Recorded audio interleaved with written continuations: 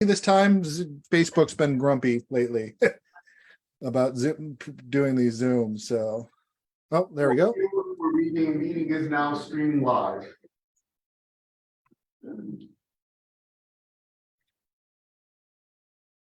All right, we're good. We're good to go. Yep. Okay. Everyone online, everyone in person, welcome to the March meeting of the Fairhaven Community Management Team. We're so glad you're with us tonight. My name is Lee Cruz. I'm co-chair of the Fairhaven Community Management Team along with Liz, and we're going to get started. Please acknowledge on your computer that you understand we are recording, we are broadcasting this live. You are welcome. We welcome you to turn on the camera so we can see them, or respect you if you don't feel comfortable doing that. It is great when at least your name appears so we know who's speaking. Also, here in the room, we have the chat up on the screen. So if you write something on the chat, everyone in the room can see it unless you direct it specifically to one person. And then just so you know, we do see that one person is written to another. We don't see the content of that message, just for you to know. Any questions about any of that before we start? Everyone clear? Okay, great. Again, welcome everyone. My name is Lee Cruz. This is the March meeting of the Fairhaven Community Management Team. I'll quickly read through our house rules. We want to stay focused and do no fault problem solving. We want to ask people who speak a lot like I do to step back a little bit. And those of you who normally don't speak, feel free to step forward. We invite you to step forward and express your opinion. This is, we're trying to create here an open, honest, and safe space. Listen with open minds, believe that everyone's intentions are the best, and let's be action oriented. Decide what we want, when we want it, and plan for it to happen. We are a Fairhaven centered collaboration. Let's try to start as close as we can on time. That's about 6 minutes past 6 right now, and try to end that on time. Let's remember also that the library closes at 8. So we really need to wrap everything by that time, and let's honor the agenda. Okay, so the Zoom instructions, I assume you all are on Zoom, so you got that down. Call the meeting to order, and we're going to ask the recording secretary to call the roll of the board. Okay, Lee. Present. Liz. Present. Gina. Gina is our treasurer is not present. She did inform us that she was sick today and would probably not be able to attend. We do have a copy of her report. Go ahead. Abby. Present. Adam. Adam is so focused. He's Oh, Adam was muted. So yes, Adam is present. And myself, I'm here. Okay, so we have the complete executive committee with the exception of Gina, who is sick. Okay, let me see here. Are we anywhere near quorum? We are one off. I'm just double. Oh, no, we hit it. Yep, we're here. Okay, wonderful. Since we're at quorum, approval of the minutes of the February meeting. I would ask, I will assume that most people, if not all people, have in fact looked at the minutes, and I will call for a motion to approve the minutes of the February meeting. That can come from online or in the room. Anyone? I move. Okay, Robbie moved it. We'll have Mary second it. All in favor of approval? Lee, just a quick Robert's rules note that we don't have to vote to approve. We just have to ask if anyone has any problems or exceptions with last month's. Okay, so we have a motion in a second, and then we just, or do we not even do the motion? You don't even have to do that. You just have to ask, hey, does anyone have any problems or changes to last month's meetings? And if nobody says anything, we assume they pass. Okay, wonderful. So anyone have any objection or any correction, addition, correction to the minutes? Seeing none in the room, seeing none online, then the minutes are approved. Okay. Is that the way to do it from now on? That, I mean, that's what my rereading of Robert's rules was, yes. Let's do it. Whenever we can. Not that we must, okay? Moving along, the financial report, Gina's not here. I don't know, did she send it to Abby or to Christina? The report? Well, I have it linked here. She said there were no expenditures, so it looks like it was $4,138.95. And that was the ending balance. Okay, so there is no change in the balance, and that is a part of the report. We are linking the report from the treasurer. And also for you to know, we've also established a policy. This is a very related announcement, so we're just letting you know. We've established a policy whereby someone other than the treasurer gets our statement from the bank. That is Abby who's going to get it. And then when the treasurer submits the report, here's where we stand, then the secretary will match. That is confirmed that is our amount. So that is our safety feature, because we realize that even if you have two signatures on the check, the bank doesn't care. If they see one signature that's valid, they'll put it in. So this is kind of like our check and balance that we hope will move forward. So one person manages the financial statements and another person handles the money itself. And then we reconcile that every month, and that's what we will bring to you. So just for you to know that. Any questions about that process? I don't see any questions for that. Great. Okay, New Haven Police Department report. Lieutenant Fumiani. The floor is yours. Chief Jacobson wanted to stop by and just chat with everybody. I know there was the last time he was here. Lee, can they hear me? Can you guys hear me online, or do I need to talk louder? Yeah, we can hear you. Perfect. Okay. So the chief wanted to stop by just because last time that he was here, we had an increase of violence at the end of the year and the beginning of the year. And so the Chief Zanelli and Chief Jacobson stopped by, and so they just wanted to follow up on that. So I'll turn it over to the chief. Yeah, so the first thing I wanted to update you, if you didn't see it in our regular weekly presses, we did make an arrest on that December 30th, 2022 murder that was in Fairhaven at 191 Saltonstall Street. The victim was Ernie Negron Feliciano, 7995. He was sitting in a car on Saltonstall Street, and several shots went into the car, and he succumbed to his injuries. After an extensive investigation, our major crimes unit arrested and charged Miguel Reynoso, 102785, for the murder of Ernie Negron Feliciano.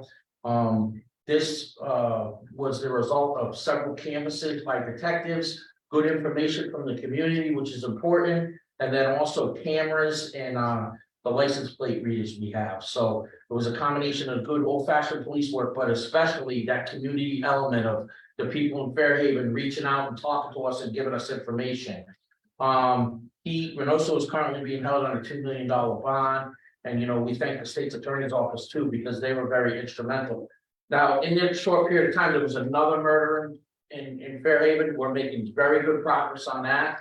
Thanks to, again, the community of Fairhaven for reaching out and helping detectives. I hope to have an arrest in that situation within the next 2 to 4 weeks. So I think the different efforts that we took from Lieutenant Fumiani and Assistant Chief Zanelli and myself, putting the motor unit out here, putting some plainclothes units out here, and then some extra walking beats really helped the decrease. Because since those 2 murders, and knock on wood, because it's always good to be lucky too, but it has been a huge reduction in violent crime in Fairhaven. Also the entire city, because we're getting it under control, but especially in Fairhaven. And I just wanted to come and thank my officers for what they're doing, but also thank the community of Fairhaven. We got such a quick response from the members of the community, the people that live in those areas, that were able to put these cases together. So. Great. Did anyone have anything specifically for the chief before I go into my usual report?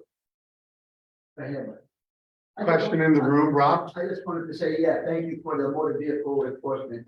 They helped a lot, and I congratulated the lieutenant on that this week. I called him myself, and talk to him and thank him for that, and also for giving Lieutenant Fumiati the extra help out here. It really makes a good, big progress. I've been in this neighborhood for over 50 years, and back in the days, motor vehicle enforcement was a big key to the success of Fairhaven. And if you look at even the mayor's budget, he's included positions in the police department, because I think we need them, right? The city's expanding, the police department has to. And when we get up to full strength, you're gonna have regular walking beats that know everybody that are out here all the time. You're gonna have regular motor details that are gonna come to Fairhaven in every section and really enforce that motor vehicle. Because we're having a lot of deaths from bad driving as well, so it's real important. For my administration, it was actually the suggestion of Captain Marcuccio, hey, let's double the motor unit, even though we don't have enough people, just to get this under control, and it's been working, so they've been moved out of the area for now, but they'll be back, so don't worry, they'll be back. We're gonna rotate them around for that traffic enforcement. Then, of course, we have the clean code units that target specifically guns. I think in the month of January, they got 4 or 5 guns out of Fairhaven, which is also a deterrent, so we're getting there, thank you. Thank you, Chief. I suspect that everyone was able to hear the chief. His voice projects well. Robbie was speaking from the back of the room. Did everyone hear Robbie's comment online? I was gonna say that was the best I've heard the community from the library ever. So I think the new mic position's good. So I should say to folks in the room and folks online that thanks to Adam, we got an extension for the speaker, and it's now in the center of the room. And that has made a huge difference. So thank you, Adam, for that. Frankie, if you would stand up, and then that way we can see you better and hear you I'd better. like to briefly thank the PD as well, especially the chief and Lieutenant Fumiati, been working closely with him. I had a question.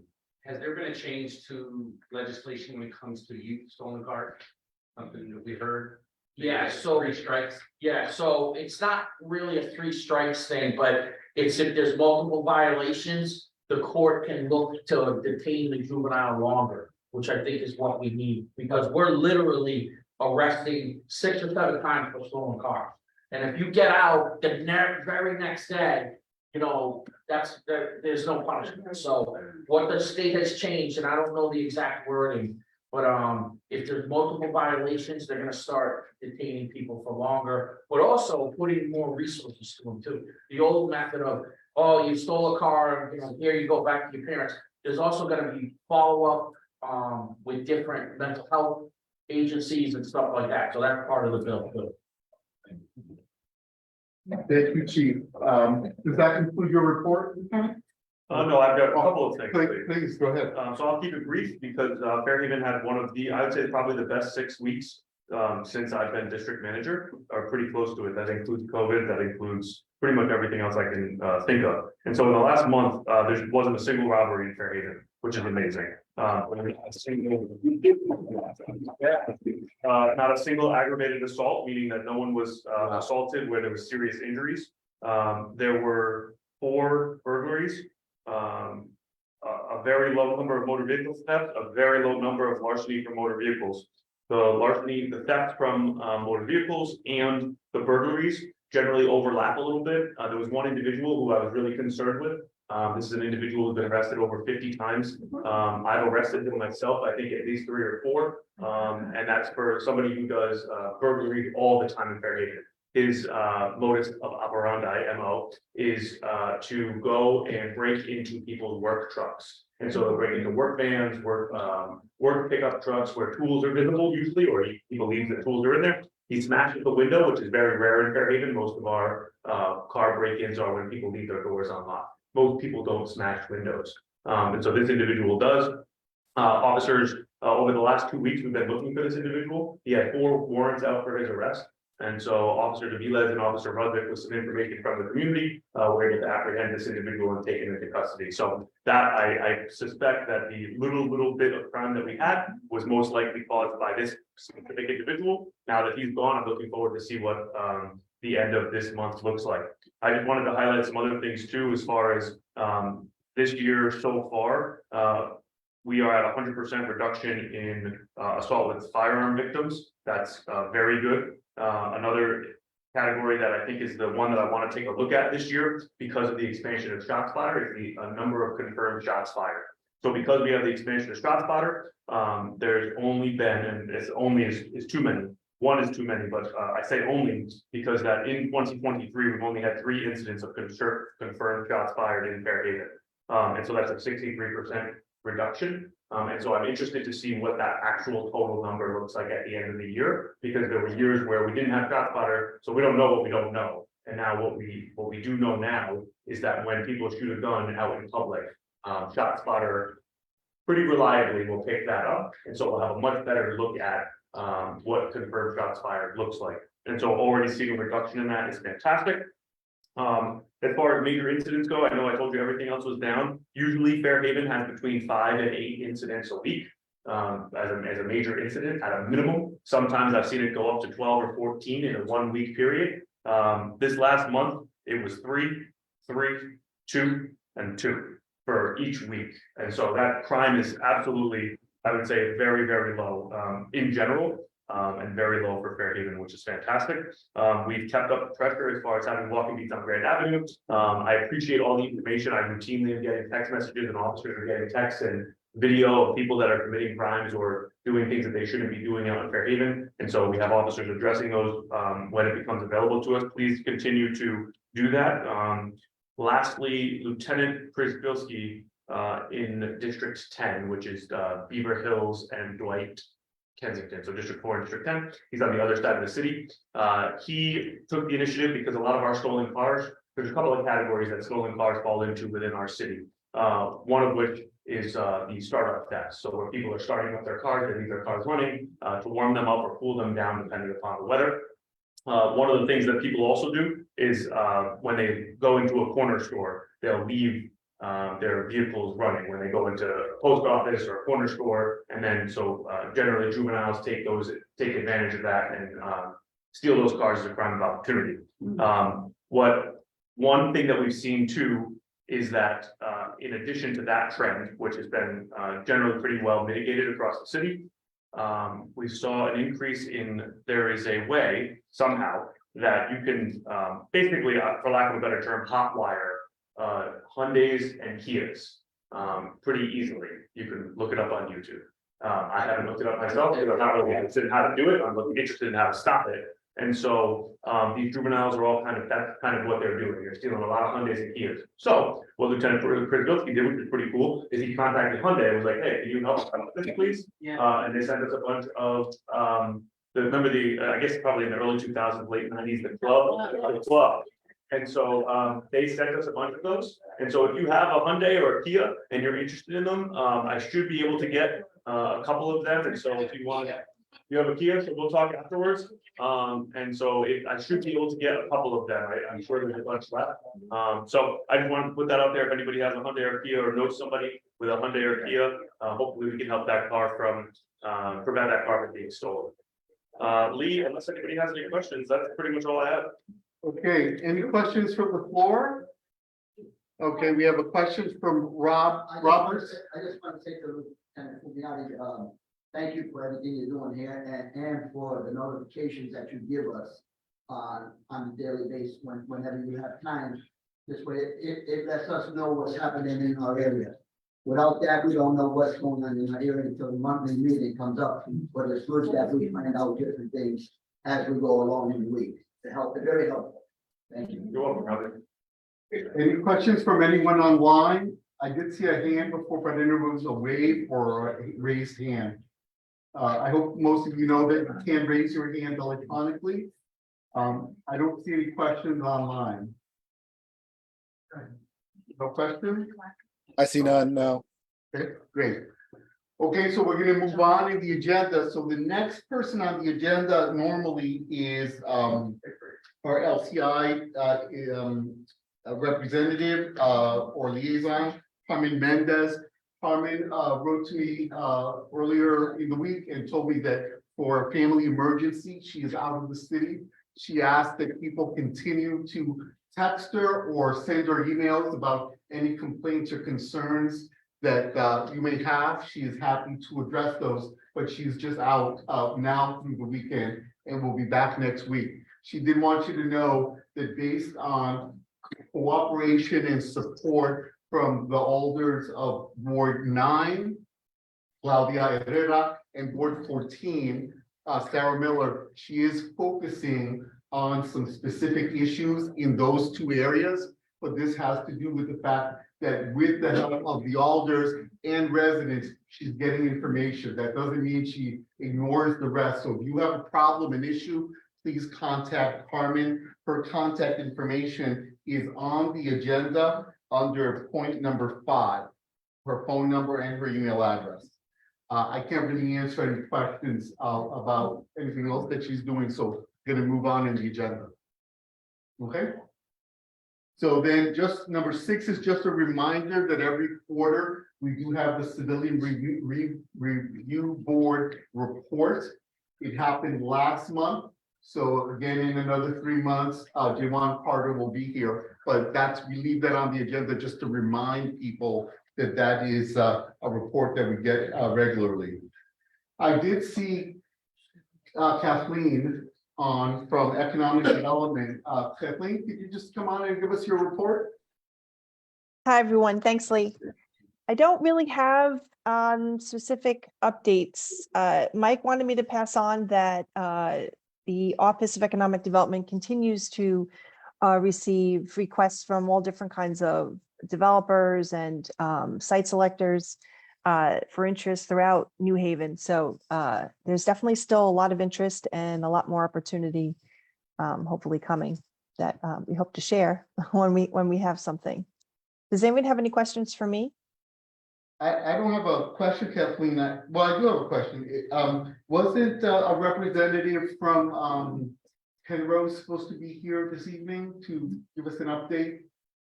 I did see Yeah, that I'm on the here. agenda. Oh, Oh, okay, cool.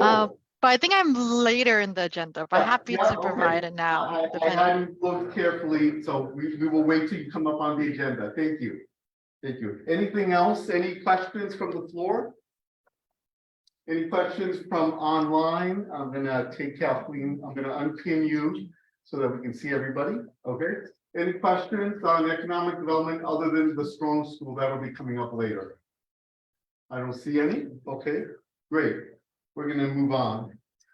Okay, so here's where we go into the subsection of, we've created these subsections categories in which we put the information that people want to give to us. So we're gonna start with the category of transparent government, economic, and community development. Bianca, are you with us this evening?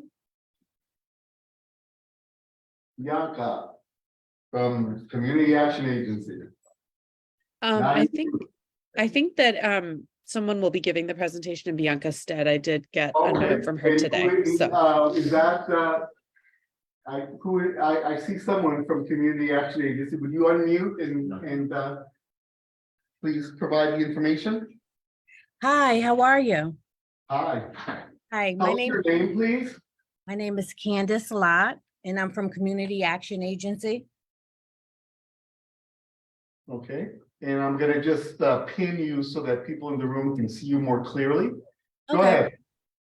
So I am here to talk to you about the Smart Women's Program, which is single mothers actively reaching the top at Community Action.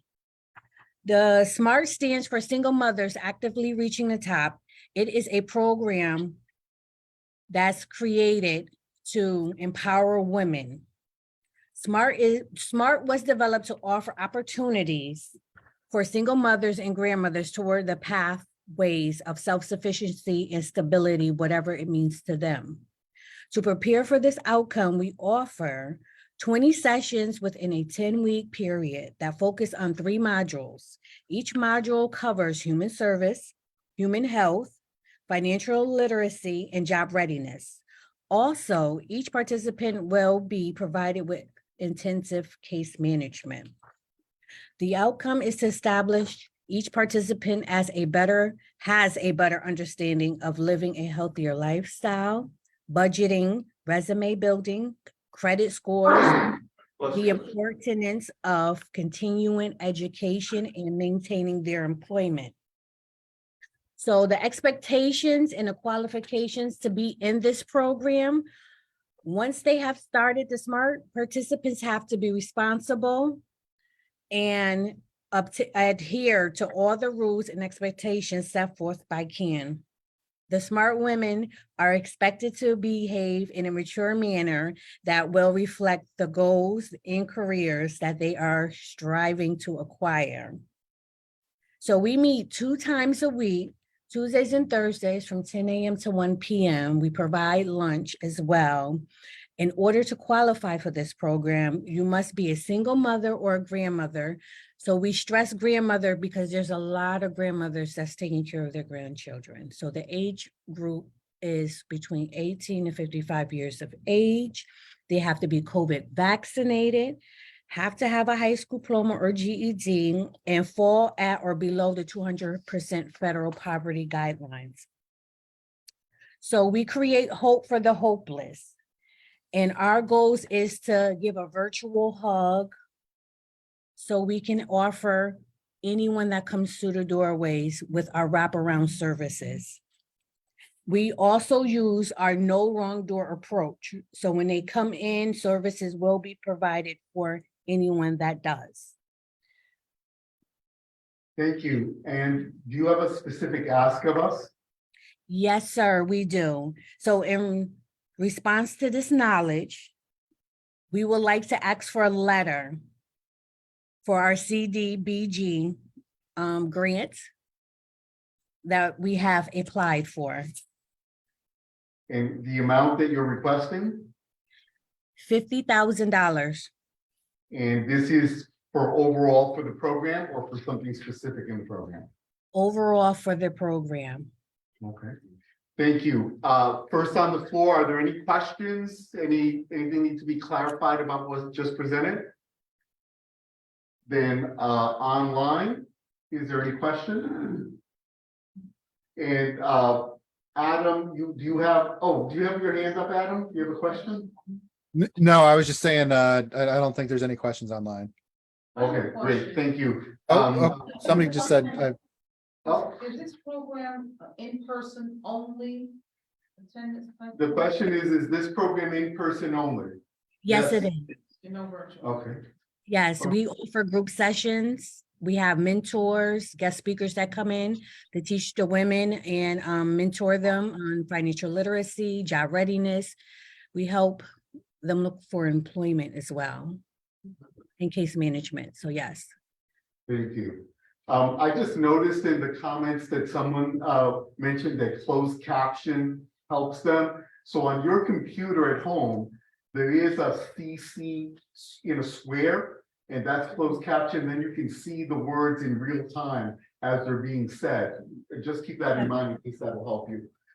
Okay, Adam, do we have any other presentations that you're ready for the voting? yeah, I believe we are, unless we wanted to have a separate vote on the, My thought is let's get through everything, and when we do the last one, then I'll give you the word to explain to people how we do the voting. But we'll just keep going until we get to that point. Is that okay? no, I was just asking, is this our only voting point tonight? I can't remember if the Mill River Trail wanted a separate letter. Mill River Trail. Is someone from the Mill River Trail with us? Yeah, I can speak to that a little bit. Okay, Jacob no, Robeson will be hold talking. on. You're not gonna speak now. I will tell you when your turn is. Just want to know, are you gonna be requesting support, a letter of support? Sorry, this is Abby. They will not, because They will there was not. there's, Okay. yeah, basically. So then I think this is the only vote. So as far as we know, no one here is asking for a letter of support or anything else.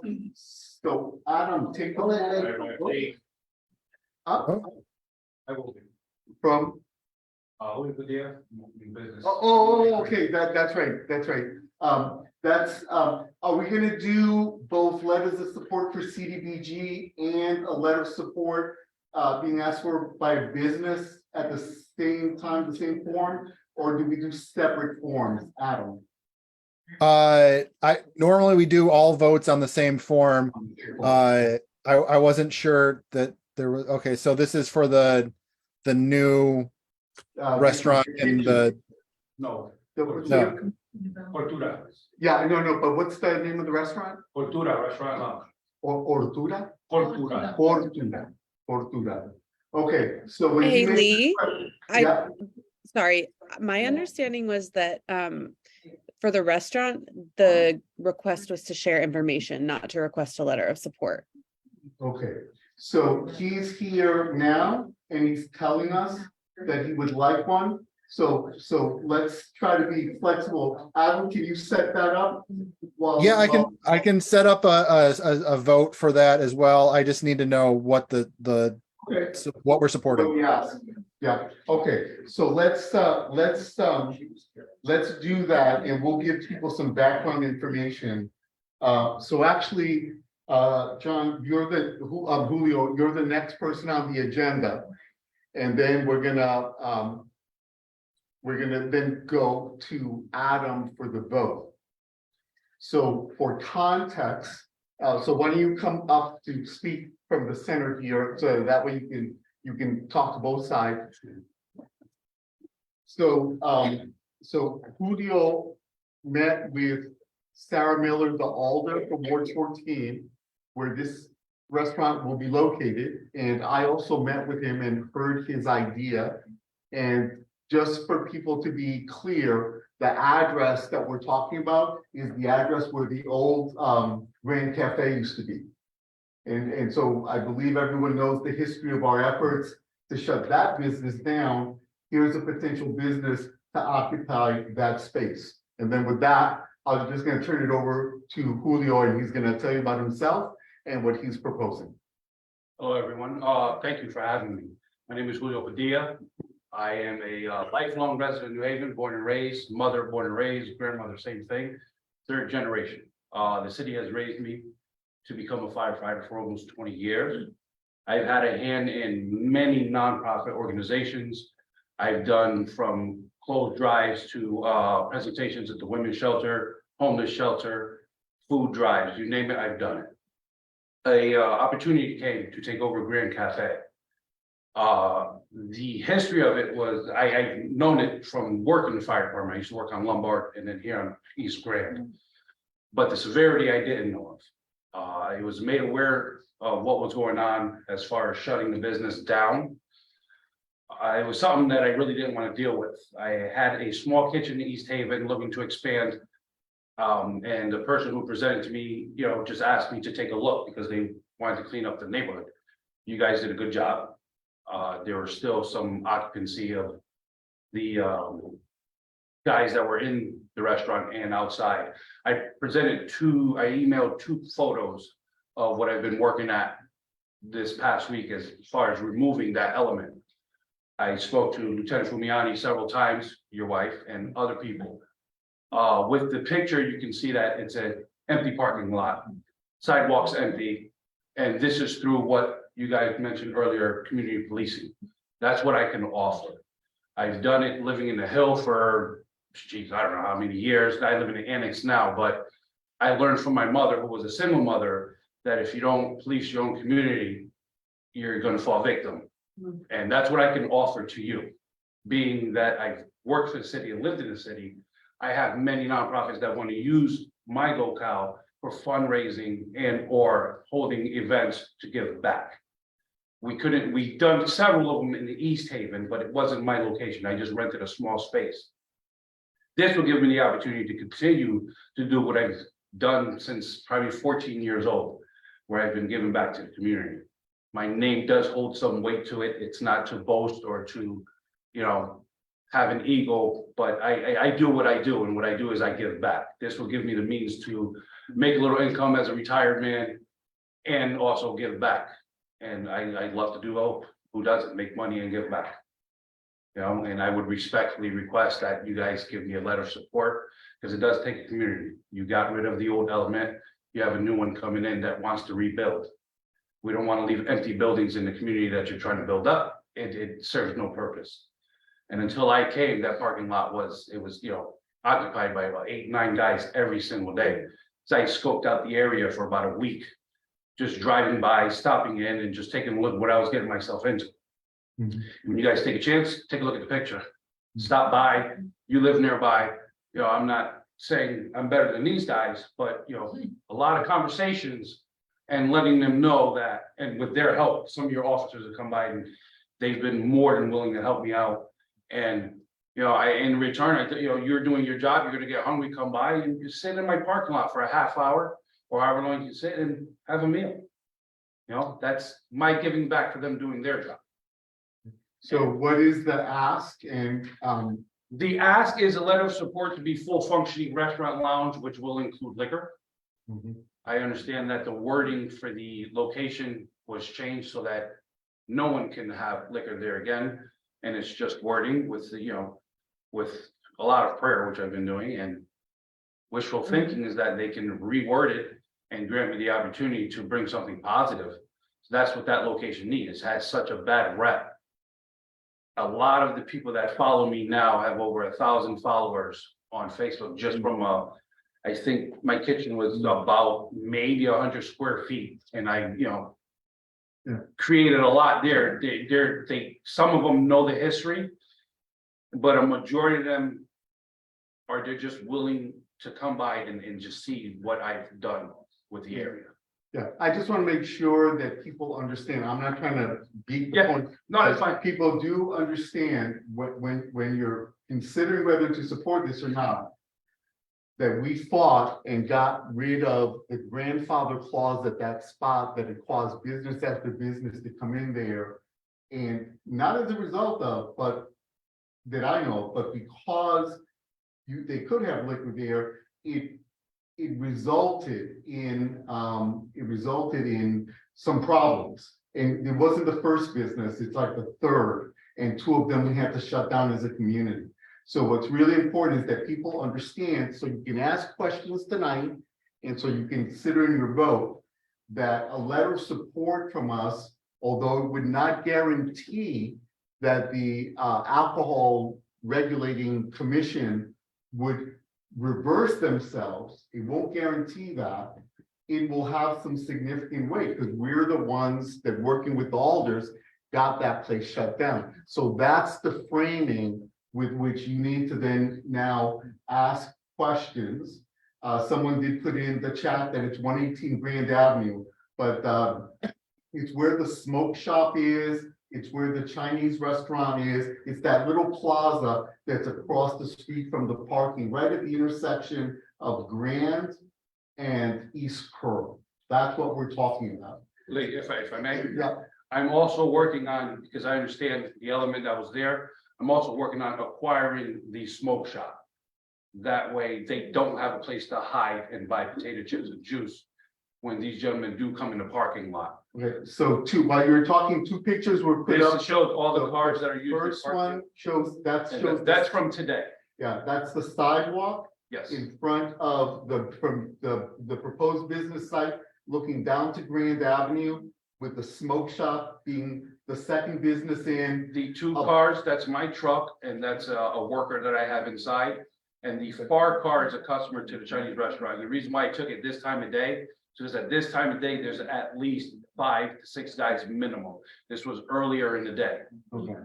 So we have established where it is. You can see the strong school at the distance over there, the building that Carmen's gonna talk about later. Okay, so with that, any questions? I have 2 questions from the floor, and then if we could go back to, before I take those, we could go back to showing everybody so that we can see the hands. And Adam, if you could keep track of hands online, and then I'll ask you to point those out. So 3 questions. 1, 2, oh, okay, so 1, 2, 3, 4, 5. Okay, you're already working on this building Yes, ma'am. with the projection that you're gonna get a liquor permit? Yes, ma'am. Well, no, I'm working on the building because I also cook.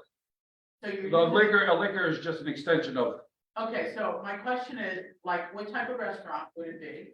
Is it a sit-down restaurant?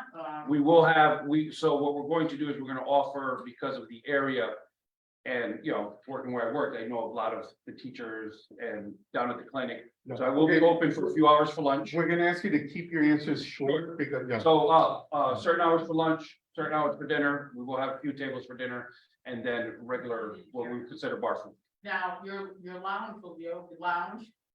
Yes. Entertainment? As Will there be entertainment? I have a resident DJ that would provide the music. And what time would that be open? Right now during the What? week, probably about 12, and then on weekends too. Okay. That would just be Friday and Saturday would be 2. Yep, let's just answer the questions and then we'll vote. The second half of that was, a liquor license is wine and beer or all liquor? All of it. Okay. Next question? Related to that one, do you need a specific license for just the wine and beer? I believe, yes, I believe you can apply for just wine and beer. Why not? I'm sorry? Why not? Because I have a lot of people that like mixed drinks. They like a happy hour, they come down, and when I say a lot of people, I mean a lot of professionals. They want a happy hour. I want to be able to provide it. We have 2 more questions in the room and then I'll turn to online if you have a question. 3 more questions. Go ahead. Not really questions on that, Yeah, being quick. here. I'm glad you're there. And, I know it takes a lot to actually go to these people and put your life on the line, also like the police officers do, to represent the city in a positive manner. I give you a lot of respect. I appreciate that, thank you. Okay. Frankie? Well, I've known Julio a long time. We go back and, since we were kids, like farm as a kid. And I appreciate what's going on over there. It's a tough spot. Seems to be getting better there, but it's migrating around the corner. We're actually, Lieutenant Kumiani, and Pat Miller are gonna go meet with the owner at the old Sarnos tonight, because it seems that they're moving from that spot to the barber shop and next door. Yeah, they're moving to the old Sarnos. I actually know the owner of that. Yeah. Well, if you'd like, I mean, I don't think Sarah wants, maybe you wanna join us. Continue that conversation afterward. Question, here? Yeah. Okay, so I think that, like, so just so we have some clarity, it's clear that the apprehension is because there was a lot of things happening, right, like Yes. in that area? Yeah, that was, So, right, so if we get the full liquor license, right? yes. So we're open to midnight, which means we're hanging out. What's the plan to keep that area, calm and not go back to what we've done before? Well, I think awareness is number 1. You have to be aware of who's coming in the door. On top of that, we limited the inside restrooms to 1 unisex, so we can control the crowds coming in and out. Coming from East Haven, you would get a group going to the bathroom, obviously doing no good.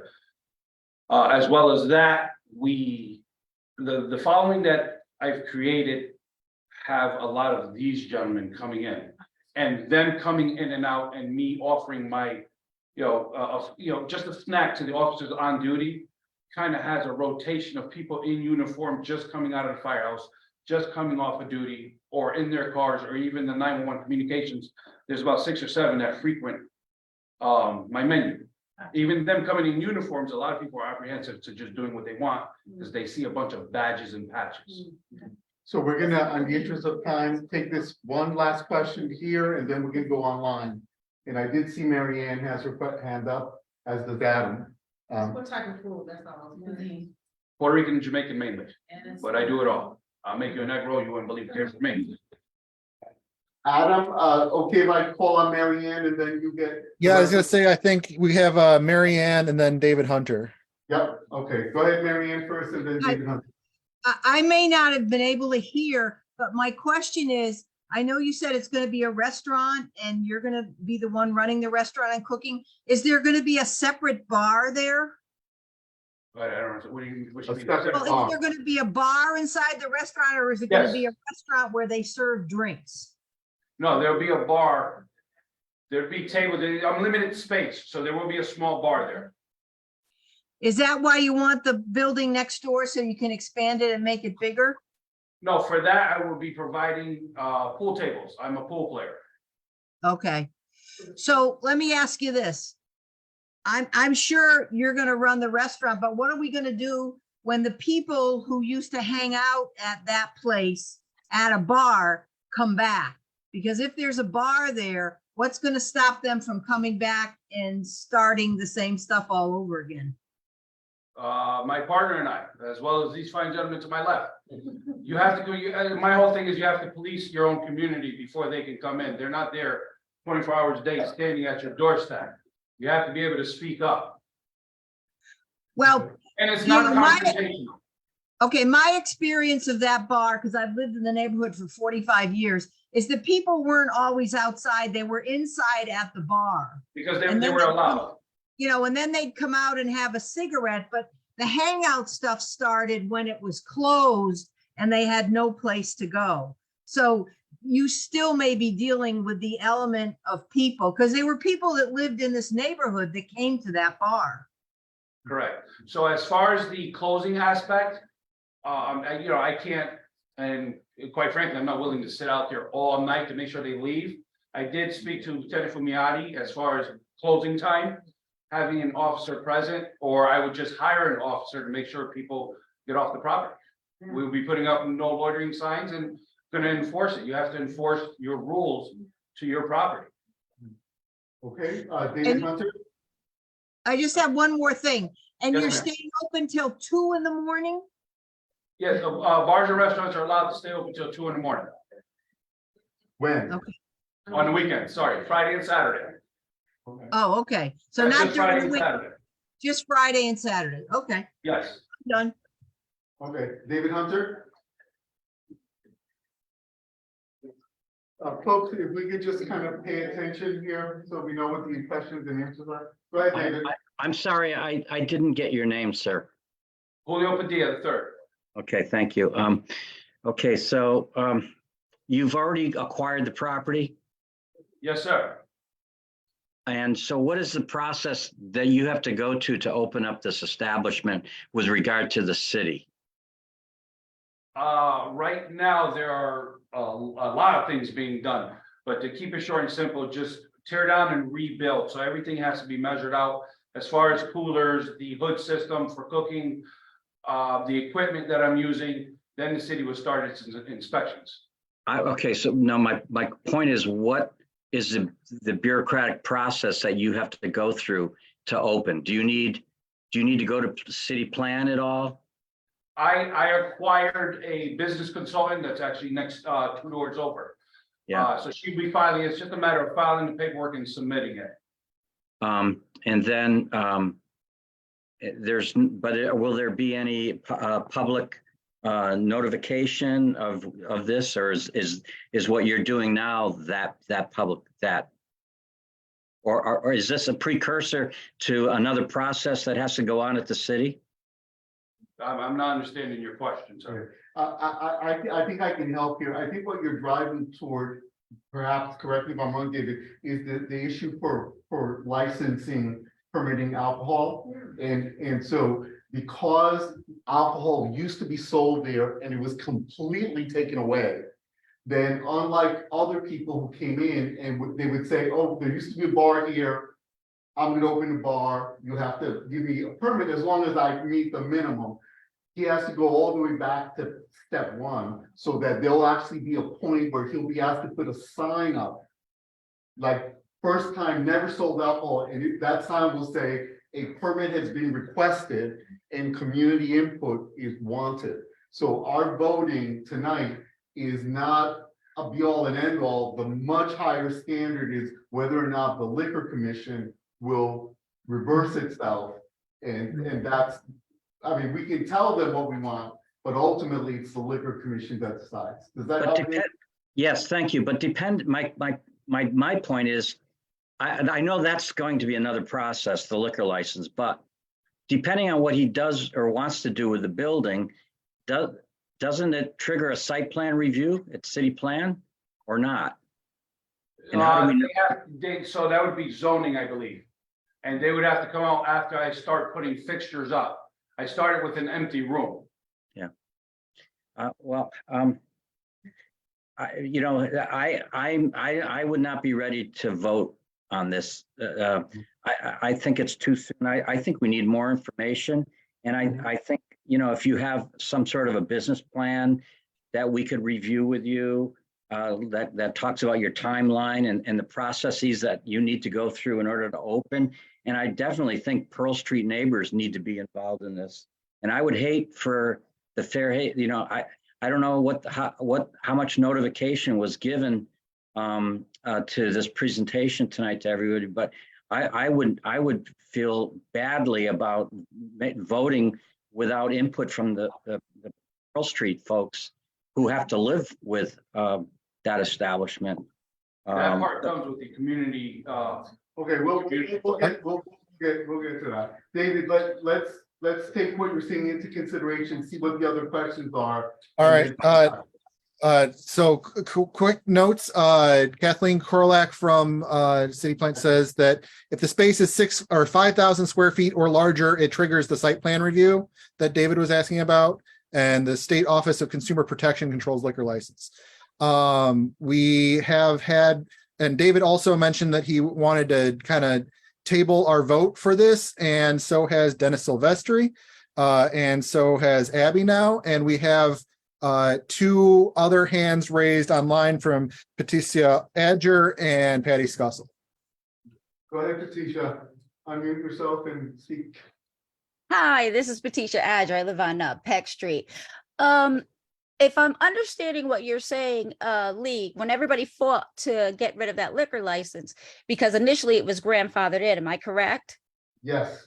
Okay, so you fought to get rid of that license because of the issues that occurred with that license. So that's my first thing, because I mean, he talks about having this bar, but he's not always going to be there. He's depending on the police department. And as a retired police officer, I don't think that responsibility of control should have to be with the police department. And I think there's a lot of issues here, as everybody else says, that needs to be discussed before anybody takes a vote on having another bar at another place where was a disaster the other 3 times, and to do it all over again. Okay. Let's, Patty, what do you say? Hi, sorry, and I echo that gentleman's, thank you for your service in our fire department and to our community. So quick question, you had said you already own the property. What is your contingency plan if this doesn't work out? Have you thought about that, about what you would do with the property if you're not allowed to open the establishment in the way that you want to? Simply put, and not to sound harsh, I'd probably just walk away and open up in a different neighborhood. The reason why is because it's not the liquor that caused the problem, it was the people and the drugs. At the moment, we're still fighting to get the drugs moved away. A lot of the demographic that did attend the bar have been passing by, the ones that just drank the alcohol. And they're, you know, not for nothing, but they're very supportive of opening up with the riffraff gone. And that's a lot of the people that live on East Pearl. Okay, so are there any other questions before I, as chair, I'd like to make a proposal? Any other clarifying questions? I assume you're under 5,000 square feet in that space? It's 1,100 square feet. It's 1,100 square Yes. feet. Okay, so the site review. Well, that's the, I'm sorry, that's the upstairs. The basement is probably about, I believe it was 800. So it doesn't get But it 5,000. doesn't. Yeah, okay. Yeah. So that site review, just for people to be clear, does not come into play. Okay, folks, so we have, I could ask for a motion for this, but we have more than enough people, I think, that feel this way, that we don't, I think we need to go through the motion process. And that is, I'm sensing several people don't think we're ready. We don't have enough information. So Adam, I'm wondering what you could do is put up, after Community Action Agency, put a question in. And the question is, would you like to table any vote about this issue? That is the question that I'd like to see us, so that then if the majority of people do not want to table it, then we can move forward with a vote. But if the majority of people want to table it, then we will table it and then ask him to come back with more information. Let's talk about, talking to the people in East Pearl, inviting them here, or you doing something with them that assures us. But that way, we can decide whether we want to decide tonight. Does that seem reasonable to people in the room? As I say, I think the technical side of that might be a little bit more complex because then we're doing kind of these multiple votes. No, I'm not saying the second vote would happen tonight. All we're gonna do is vote to table it or not table it. Then we will subsequently have a vote. Okay, we once we get that number, then we will decide for the next meeting. I'm sorry, wait, so either we're tabling it or not. I don't understand what the vote is. So what I'm saying is, we're gonna have a vote, and I'm hearing what you're saying, not to put it on the form. So what we can do is do a show of hands to table it or not to table.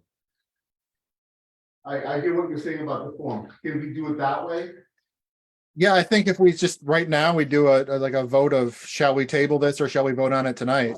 Okay, so let's do that, and then you'll know right now whether we're gonna table it or vote on it. Okay, so do people understand that a vote for yes, if you say yes, you're saying, I want to table this. We need more information, we want more information. We're not saying no, we're just gonna delay the vote for a letter of support. And if you vote no, it means you want us to proceed tonight with a vote as to whether we do a letter or not. Is everyone clear about what the question is and what your answer will be? Okay, so this is only voting members. If you're a voting, listen up, folks. If you're a voting member online, we can please communicate. How do you want it to do? Raise your hand? Yeah. Adam? Actually, I can I just go through our voting member list just super fast? Okay. And just say, do you want to table or not? If you're raising your hand online, I'll assume you mean yes, table, please. So Lee, would you like to table? Yes. Dennis, you said table. I'll table. Christina, would you like to table? No. No. No. Laverne. Listen up, folks, please, or take the conversation outside. Go ahead. Laverne Oliver, I don't think is here. Okay. Oh. Or no table. No table. Go forward tonight. Okay. Okay. Representative of Fairhaven Community Healthcare, would you like to table or not? Yes. All right, table. Darlene, would you like to table or not? Yes, table. All right, David Weinreb tabled. Gina is not here. Liz, table or not? Table. All right, library, Kirk or other? Abstain. Abstain. All right, Kathleen. I abstain. Kathleen abstains. The police department, you guys, Sergeant Fumiati, you always abstain, I'm guessing. Always abstain, yep. Yeah. Luz was here, but she had to leave, I think. Maureen? Table. All right. Mark Oliver, would you like to table? I thought he was here. My hand is raised, sir. Oh, sorry. Yep. All right. Let's say, I don't think you're on video. All right. Diane, I don't believe is here. Abby, would you like to table? Table. All right. Margarita Vargas Torres, would you like to table? Table. All right. The Cathedral Higher Praise, Dr. Boone, are you here? Table. Yep. Sorry. Marianne Moran. I think you said, I'm trying to go through all the chat and go through all this too. You said table, I believe. Fereshta, I don't think is here. Michelle Lee Rodriguez is here. Would you like to table? Michelle, just let me know if you would. He's on mute, you might have stepped away. Yeah, Cindy Calvert. Table. All right, Natalie Coe. Yes, table, please. Okay, Wayne Hobbs. Wayne's usually in person. Is he there? Nope. Okay, Sally Esposito. Table, please. Okay, Aaron Good. Not I don't, here. not here. Carrie Clark. Table. Okay. The Mary Wade home, David Hunter, you already said you wanted to. Deborah Cox, continuum Table, care. please. Yep, table, Okay. please. David Steinhardt or Representative Diaz-Sewing. Not here. Snow Turner. Not No. here. Lauren Bezio. Yes, table. All right. And Susan Reagan. Yes, table. Okay. The motion to, I mean, I don't know if we want to take all the no's and everything. We got 2 abstentions. Oh, I went through everything. Yeah, I've got all the no's. Duh. So yes, the motion to table passes. We'll vote on this next time and have another. Can you tell us quickly what the count is? We had 21 votes in favor of tabling, 3 abstentions, I think. 1, 2, 3, 4, 5, 6, 7, 8, 13, 14, 15 minus 3 is 12 in favor of moving ahead. So 21 to 12 to 3. Okay. Okay, folks, I want you to appreciate that Adam is looking at 2 computers and trying to figure out where the hands are. So, just, cut him a little bit slack if it seems like a little bit delayed. So it appears that clearly, this did not pass. It gives you a sense of where we are as a community. I think I heard people say they're very concerned about East Pearl. We certainly can reach out to them. You can ask, Sarah Miller as the alder to reach out to them. But also if you are going to do something that to encourage them to come and speak with you, maybe at the locale, maybe somewhere else, then let us know. And then we would like to be there to participate because we live in the surrounding area. Is that, do you have any questions? Is that? Okay, so that's where we are, folks. This is tabled, and we look forward to seeing you, hearing from you next month or the month after that, according to your timetable. Okay, thank you very much. Okay, folks, that took a little bit longer, but I think it really got at the wishes of the community. We're going to move right along now to Carmen, who's here. Folks, listen up, please. Listen up, please. So Carmen is here from Boston, right, Carmen? I live in New York now, but New York. Okay. we have an Live from office New in York. Boston and an office in New York. Okay, Same live distance. from New York, it's Carmen to tell us what's going on with the old strong school. Where are we? Go ahead. Great. Thanks, Lee. Good evening, everyone. Thanks for having me and sitting outside some time. I'm the project manager for the Strong School Redevelopment Project from Penrose, and we were designated as a developer by the city through the RFP process back in October. And since then, we've been working with the city pretty closely on negotiating the land disposition agreement. I think we are very, very close, hoping that we'll have something finalized this month so that we can get that approved by the Board of Alders. And our next step after that is to commence with the zoning process, of which we will be going to the City Plan Commission. So while I don't have a request today, and this is really just an update, I envision I will definitely be back for a letter of support and to update everyone where we are with the zoning process. And once we have the LDA, the land disposition agreement kind of finalized, we'll then kind of roll up our sleeves and start doing a lot of work on understanding the building better. We might do some geotechnical drilling on the site to make sure we can build the new construction addition we plan to. But there have been no changes to the program that was originally proposed in the RFP. We're building approximately 58 units and keeping and preserving the entirety of the Strong School with the former auditorium kind of used as community space. So none of that has changed. And Alder Miller has actually invited me to join you all for the Fairhaven Day. So myself and two of my other colleagues will be there and welcome everyone to come talk to us, and we can have kind of more conversations and hear any kind of comments, concerns, recommendations, suggestions. So that's kind of my update. Thank you very much, and thank you also for that there again, when you told us again, the project is 58 units, 100% affordable housing. This is, I have a lot of interest in this because this is right next door to my house. The other side of the fence of my house is this property, so I'm paying a lot of attention, as is Sarah. Any questions? Yeah, From anyone? Yes, I have two questions from the floor. Let me, Rob, I called on you first, and then Rob, go ahead. ladies before them. Yeah, ladies, yes, please, go ahead. This is an observation and also a question. I live next door to an apartment house that has just 4 units in it, and each one of those units has 2 cars.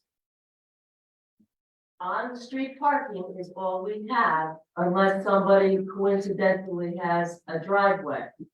What allowance is being made for those 58 units to park at least 1 car per unit, probably 2? Yeah, so of the 58 units, most of them are studios or 1-bedrooms. We only have, I think, only 3 2-bedrooms. And I've been talking with Alder Miller about working with the New Haven Parking Authority for that parking lot that's diagonally across the street to see if there's a way we can do a shared parking arrangement. So those are the things that we're working on right now to see if there is overflow that we can have a shared parking arrangement there. But I guess Okay. We're not gonna solve it tonight. That's her answer, and there'll be a process in planning for this. So this is not like fait accompli. So there'll be a process. Robbie, question? No, that was my question. Parking, was my concern. Okay. Anyone online have a question? I see Mark Oliver has his hands up. As I say, I think, yeah, Mark might just have his hand up from the vote earlier, but Sally Esposito definitely does. And maybe Mark, I'll let you speak for yourself, Mark. Mark, do you have a question? No, I don't have a question. I apologize. so I never then took you my just- hand down. I'll do that now. Okay, thank you. Sally, go ahead. Thanks. My question is, Carmen, how many fully accessible, wheelchair accessible units will be made? I think the minimum requirement is 3%. They'll quote me on that. We'll try to aim for at least 5%. But there will be 2 new elevators that we are building in the new construction addition that will make the entirety of the existing historic building accessible. And all the units will be built with universal design in mind. So all of them will be adaptable, but fully accessible will probably be around 5%. That's great news. Thank you. Any other questions? Any other questions? I don't see any other questions. We're gonna go ahead and move forward on the agenda, if that's okay. Great, okay, so now where we are is the environmental and immigration issues, and here we have Jacob Robinson or some other representative of the Mill River Trail. Jacob? Hi, I'm Jacob Robinson from the City Plan Department.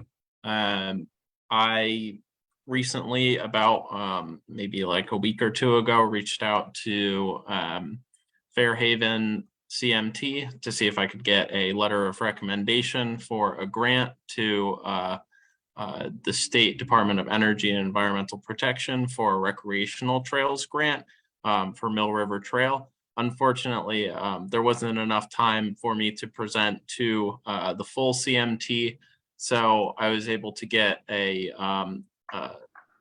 letter of support from the executive committee, and I'm very thankful for that. And they asked if I could come tonight and present to the full CMT. So I have a presentation. I'm not sure if, let's see here. Adam can give you access. No, yeah, he's up. Can you see it? Yep. Oh, great. Okay, cool. All right. So here's the front page. So Mill River Trail Phase 3 planning study. So previously we worked with Deep on building out the trail. Let me see if I can make this smaller so everyone can read it. Okay.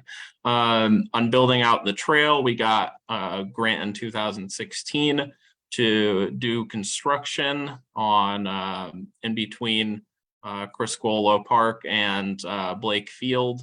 That's currently still in construction right now. The portion that connects State Street and Blake Field is currently in construction. And the city and Save the Sound just finished a project to build a community garden and portion of trail next to the John S. Martinez School. So now this next application that we're applying for is a planning study for phase 3, which is basically going to plan out how we can connect East Rock Park all the way down to all the way across the Fairhaven Peninsula to Quinnipiac River Park.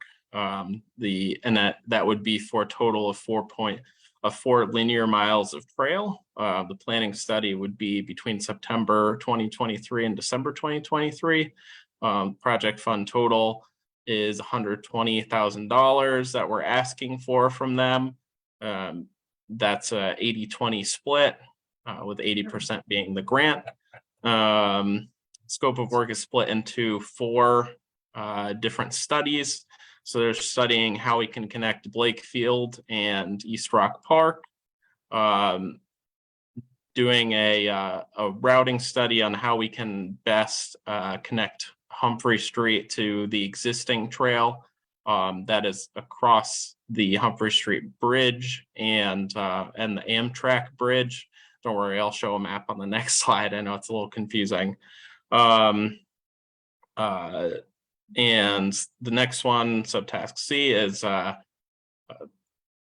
doing a study on how to connect Chapel Street and Grand Avenue on the river. And then the last one, the second to last one, is a trail extension between Criscuolo Park and Quinnipiac River Park. And then the last one is as we plan to connect this full 4 miles of trail, we want to do a full assessment of opportunities on how to raise the quality of trail as an amenity. That includes doing greater accessibility, ADA.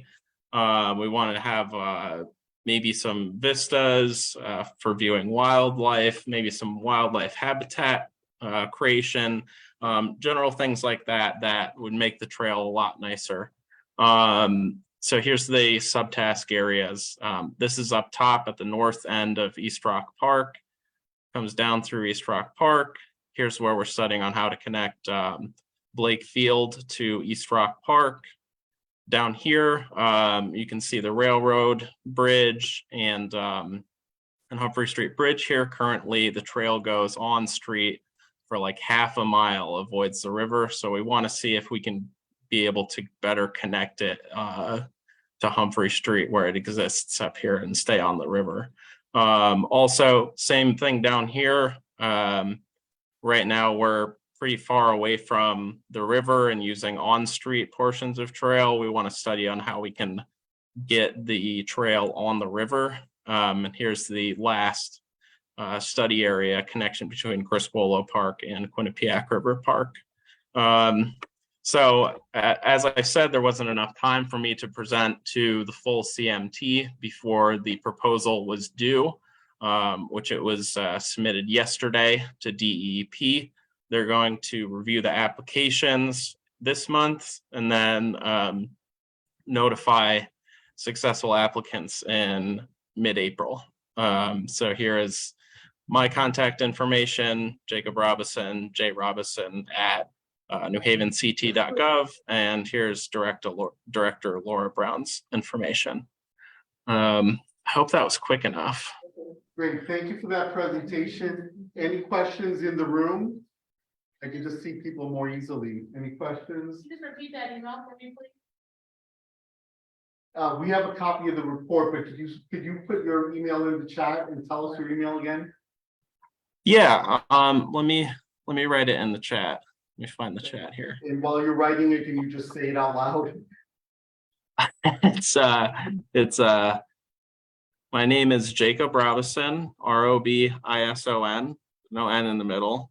And it's JROBISON at newhavenct.gov. Great. And any questions from people on Zoom? Dennis looks like he has one, and Claudia, I don't know if you're just saying hi, or is that your comment is hi, or does hi mean I have something else I want to say? But I'll let Dennis go first.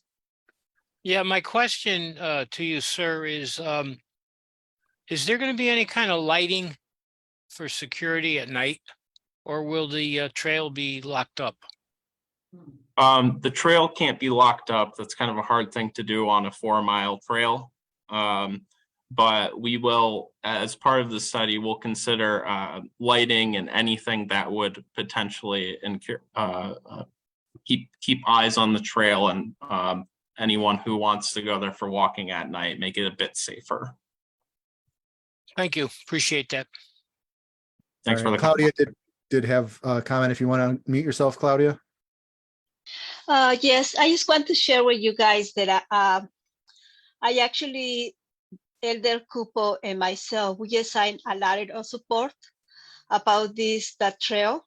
And I just want to let him know that as an elder, I already signed a letter for support to apply for the money they are requesting for the state. So you guys want to give it a separate letter they require for the CMT, but as an elder and cover all that area, I already signed my letter for support. That's it. And thank you again for doing that, Alder Herrera. Thank you're welcome. Thank you for letting us know. So, hey folks, if there are no further questions, just want you to know that this trail, as it comes to be, complements 5.8 miles of urban walking trail that's already mapped out, and maps are available here at the library, and the city is very well aware of that. So all of this is part of this bigger picture to get people out, get them close to nature. And I haven't heard any reports from the police or anyone else that the trail has been a security issue, but we still want to be extra cautious, as was being asked about. Okay, there's nothing else on this issue. We're going to move on. The next area we have is health, housing, and public safety, because the Strong School is under development. It was under development. It's not under housing. When it becomes a building, then would fall under housing. So we have nothing under health, housing, and public safety. We're going to move on to art, culture, and the library. And for that, we have Fairhaven Branch Manager Kirk Morrison. He's here at the library, but he's here on Zoom as well. So go ahead, Kirk. Hey, everyone. Welcome once again to the library. We're always glad to have you guys here. If you're tuning in on Zoom, hopefully we'll see you in person soon.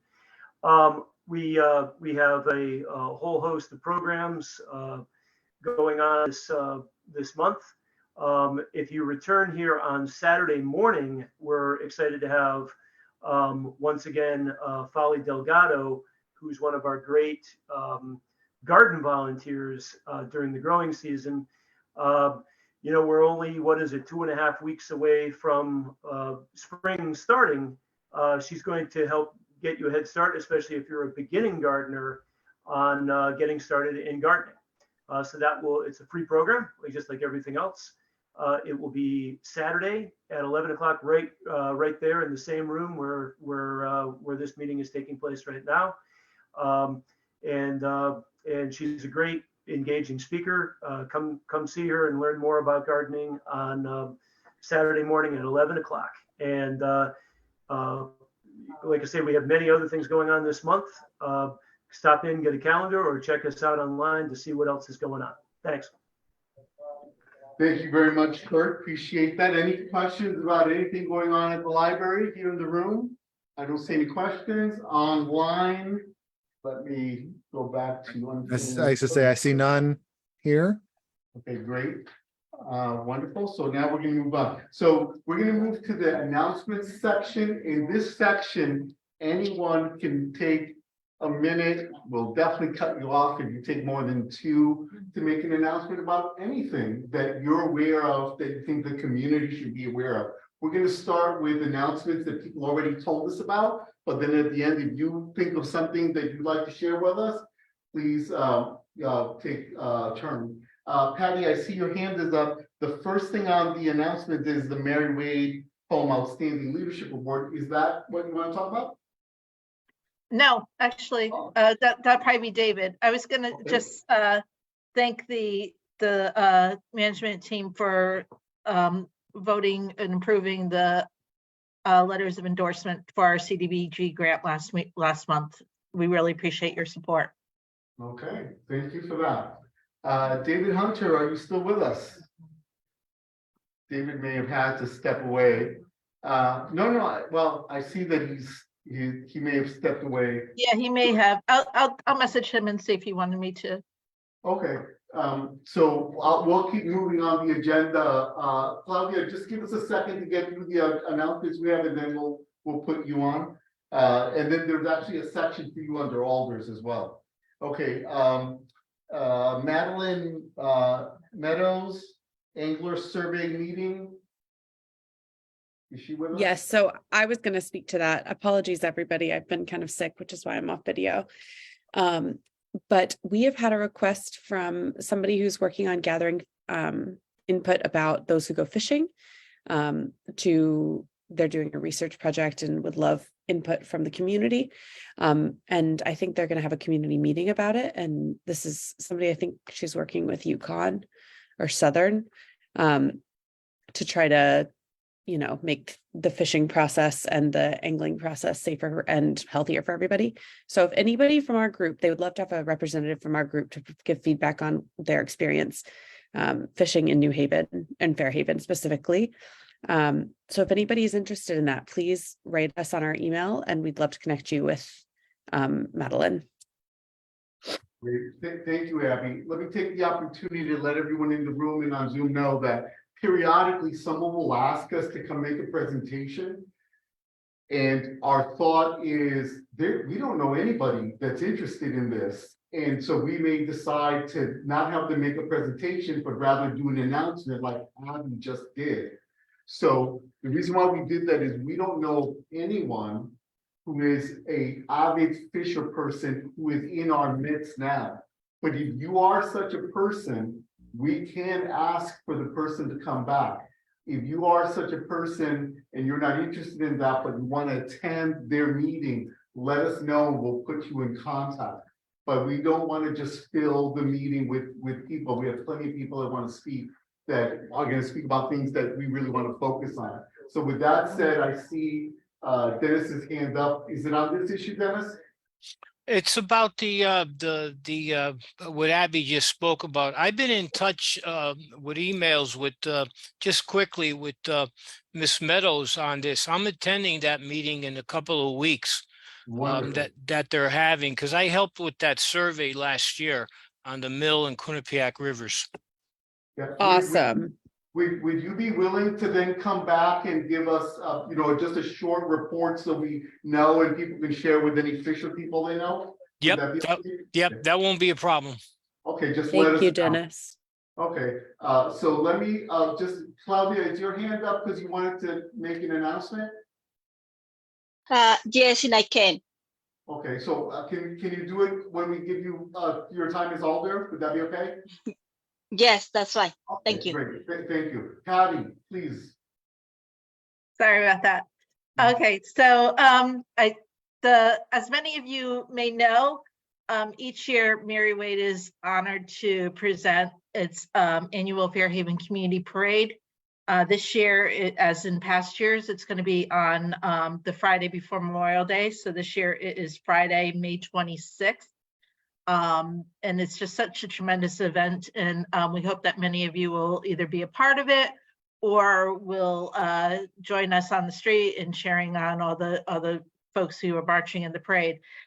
What's on the agenda for today is that at each year at the parade, we do honor someone in our community for outstanding community leadership. Last year's honoree was our own Lieutenant Fumiati. We are pleased to be able to do that.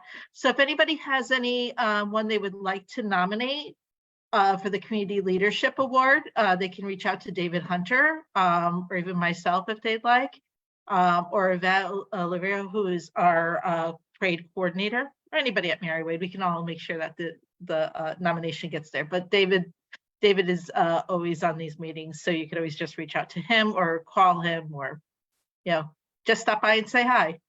Thank you.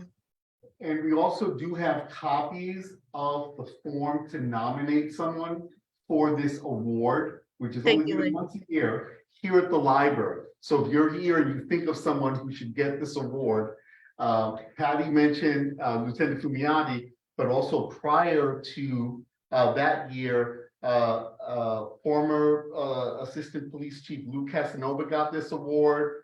Marianne Moran has won this award. Lori Lopez, our former LCI specialist, Ralph Ramos, who runs Bergamo's Theater, myself. So it's not just for people who like help and support the elderly, it's for people that really help and support Fairhaven. So get out there, nominate yourself, nominate other people. It's really a great award given in front of like 800, 1,000 people, something like that. Okay, with that, letter of support to Tears. Who's doing that announcement?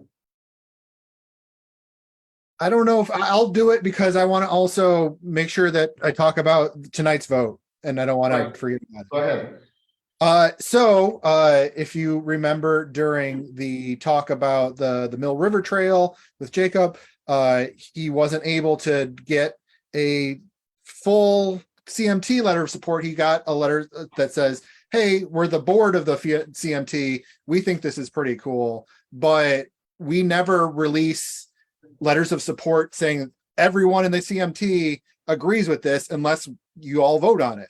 So we have a vote tonight from the Community Action Agency and the Smart Women Program. And so I'm going to put that in the chat here for a second. If you're in person, you can also talk to Christina and give her your vote.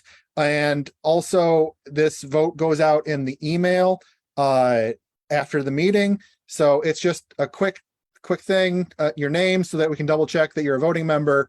And then should we write a letter of support for their CDBG grant? Yes, no, or abstain. So I'm going to put this in the chat right now. Again, either fill it out now, get the link after the meeting in the email, or talk to Christina. And folks, just what I normally do is I just click on it and open it and leave it open on my computer. And then that way, when I have a moment after the meeting, I will go ahead and see. So there it is, that's the form. So if you're not going to vote right now here tonight, you'll get this link and then you can do that. But those of you that are online, you can do that and then vote after the end of the meeting. Okay, so let me unpin Abby and then we will move on. Thank you for that, Adam. Volunteers needed for Fairhaven Day. Who wants to speak to that? Okay, I will speak to that. Fairhaven. Oh, go ahead, Frank. Well, not only for Fairhaven Day, but also for Riverfest. We're both. Thank you. Volunteers to help staff the event. Also looking for people to sit on committees. We've had a number of meetings and the response has been great. Fairhaven Day is going to be something else. There's going to be we're expecting over 1,000 people. When is that? May 6th. May 6th.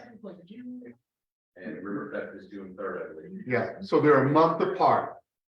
They're a month apart. One is on Grand Avenue and really focuses on celebrating Fairhaven. It's historic. Used to happen back in the 80s and before. We want to revive that. Then the other event, Riverfest, is a month later, and it's on the waterfront. We're on Grand, Fairhaven Day. So Fairhaven Day is gonna start with a parade at 11 a.m. from John Martinez School on James Street, turn right on Grand and follow Grand down to Fairhaven School, with the event going from 12 to 6. We will have Exchange Street hopefully blocked off for various events and activities. Also, we'll have both sides of the school going, sports and activities going on the green and in the gym. We're hoping for some drama activities in the auditorium, as well as vendors, community agencies, and info tables in the parking lot. And I think Kirk is still on. I think the library is also joining, and they're going to be doing a number of events here at the library. So it's going to be a big event, and we encourage everyone to become a part of it. And then, we have flyers. yeah, we have flyers right on the table right there. And then, quickly want to do Riverfest in terms of when it is and what's gonna happen there. I don't know if anybody from last night's meeting is online, Patty. I know you're still on there. You may have no more info than I do. I just know that we are looking for volunteers. I'm going to be reaching out to some of the local high school seniors, see if we can get some staff, just some bodies for the event, help with parking, help with crowd control, stuff like that. Yeah. There's a great opportunity here at both events for high school students who now need sort of credits and awareness that they've participated in the community. Both of these events will have those opportunities, and they'll be documented and then shared back with the school so the students get credit. And as was rightly put on by on the chat, so keep in mind 3 days: Fairhaven Day, May 6th, Married Way Home Parade, May 26th, Fairhaven Riverfest, June 3rd. So those are the 3 major get people together events. Patty, do you want to add anything about Riverfest? I do. I'd like to add that this year, one of the things that we're going to add is that Mary Wade is going to be able to provide a shuttle service, so that people are able to park or walk down to the Quinnipiac River area by them. If it's too great a distance, we'll be picking up folks at different spots throughout Fairhaven. And also because we have the handicapped accessible vans with the lifts, if anybody has any mobility issues using a walker or wheelchair, then we can also transport them that way. So we're thinking about like maybe Clinton Avenue School, Chatham Square. I forget where the other place that we talked about, Lee. East Pearl. East Pearl. Yeah, so we talked about several different places we could pick people up, but this will be a good opportunity for people who might not be able to easily walk that far, or if they're in a wheelchair or have a walker, we can take them safely down there too. Great, thank you very much. Also, like that, for Fairhaven Day, if there's any agencies represented here in the meeting and they want to have a table there to give information about their agency, Arts and Ideas is providing the tables and the tents. So all they need to do is just contact us, commit, and space is theirs. Okay. There's no flyers here. Can you send the flyers? I have some in my car. Yeah, and I believe there's some flyers here, not upstairs. Okay, so we'll look into that. Any other announcements in the room? Anyone have an announcement? A minute or less? Yes, I am. I have one. Wait, one second. We're gonna get to you as under alders. We also have Denise Dean from Fairhaven. I see Dean. Please. Yeah, Denise Dean, she's on the agenda. Yeah. That would be ahead. me. Yes. Oh, yes. Thank you guys Go ahead, for Denise. allowing me to squeeze in at the very last moment. Just planting the seed that I have a new role at Fairhaven Community Healthcare as the Plane Tree Coordinator, and I'm going to put all my force and energy into really starting a patient voices group called the Patient Partnership, or Colaboración de los Pacientes, one in English, one in Spanish. I'm hoping to make a presentation at next month's meeting with a lot more detail, and my goal is to get this group running in May with the hope of really building a stronger partnership with Fairhaven patients across all of our sites, not just, no offense to you guys, but not just our Fairhaven site. So I just want to plant that seed out there. Thank you very much. Thank you for that. Okay, so now, not seeing anyone else that wants to make an announcement, let me unpin. And now we get to the alders. So Alder Ellen Cooper is not with us. Alder Claudia Herrera, you have the floor. Oh, I'm sorry, I didn't want to be interrupting, but anyway, I just want to say that about the Fairhaven Day, I'm part of the committee about the food, and actually I had 2 people contact me asking how they can be participate, if they can be participate, and then been living in Fairhaven forever, and they had a card food. So I just want to encourage everyone, if they can share this information and let us know that this day is for celebrating us, and that everybody's welcome to come and bring their own ideas. So I just want to share that. Number 2, also, I just want to remind you about the walks that Sarah Miller and I, we are planning to do around the neighborhood. There is West made one 2 weeks ago. And I had to say, we had different emails and kind of few people interested, and different issues that won't come up because of the walk. And also to remind them, this is just like a invite the community to improve the quality of life around and be more active, and that they need more private conversation with us. We're welcome to be there. Lieutenant Fumiari worked with us the last time, and that seems like they also help to the people to encourage themselves to speak up. So just an announcement in there, you have a corner or a street that you want us to walk, please send us the message, and we'll be happy to go and meet you. And that's it for me. Thank you. Thank you very much. And I'll tie this back to the beginning of the agenda where Carmen Mendez, our LCI specialist, said that she's got a list of things she's working on in Ward 14. Yes. Sarah Miller's Yes. ward, in Ward 9, Claudia's ward. That list in part comes from the fact that these alders are walking. So they're your alders, support them, walk with them. If they're not your alders, I'm not saying anything except maybe you should ask your alder why they're not walking around the neighborhood and getting to know you and getting to know the businesses. Just saying. Thank you very much. Yes.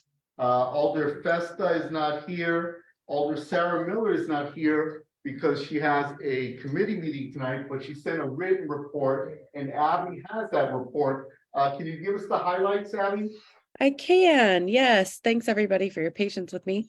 Just a few quick things. I'll send the full report out with the post meeting email.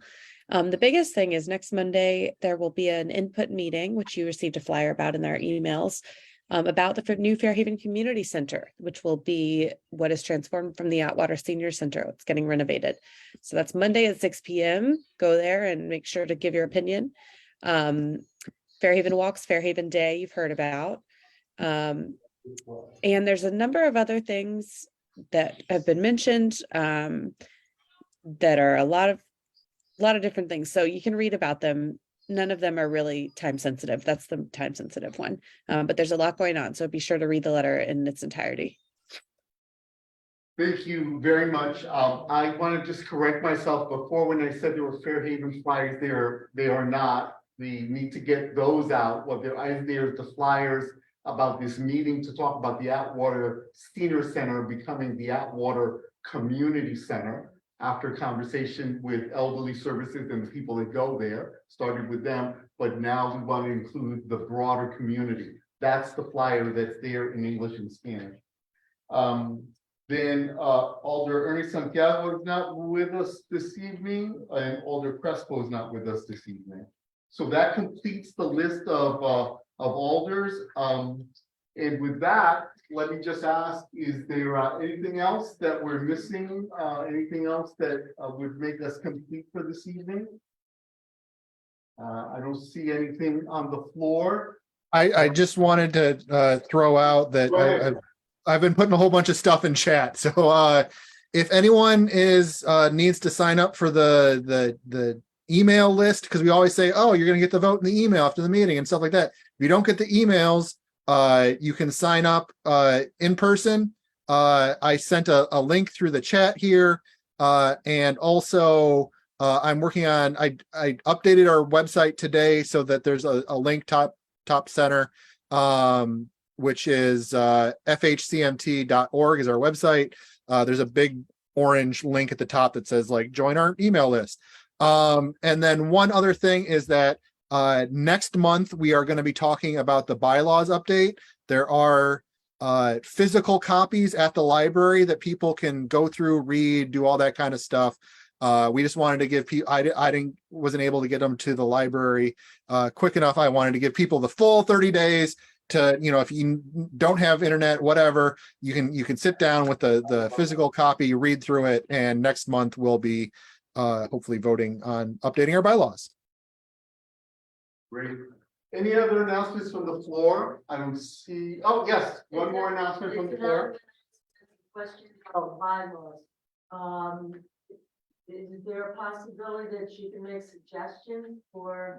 That's exactly, you're getting 30 days and you can write to FairhavenCMT@gmail.com. That's one alternative. Or when we come to that point, we'll be going point by point for the changes at the meeting, and there'll be an opportunity for discussion and then we'll be voting on point by point. All right. Okay. Any other questions online? I don't see any. Can I have a motion to adjourn? Somebody move that? Okay, so I see. I saw Second. and I see a second. We don't need to vote on that. We're concluding the meeting. Before I do that, I'm just gonna put up, this is the flyer for Fairhaven. I'm not gonna be able to get it up, sorry. Okay, we are gonna have the flyer to distribute for Fairhaven Day. It's gonna be here at the library, and I'm sure we can send you a copy. Thank you, everyone. Oh, there it is. There's the flyer. That's the flyer. It's online now. It's online now. Yeah. Yeah. Thank you, everyone. Good night. Good night. All right, thank you, everyone. It's on the 14, Ward 14 community Instagram or Facebook. Oh. Yeah, I've seen it on social media. It's up on social media as well. Yeah. Thank you, everybody. Good night, Have a good night. All right. Good night. Yeah, I'm done.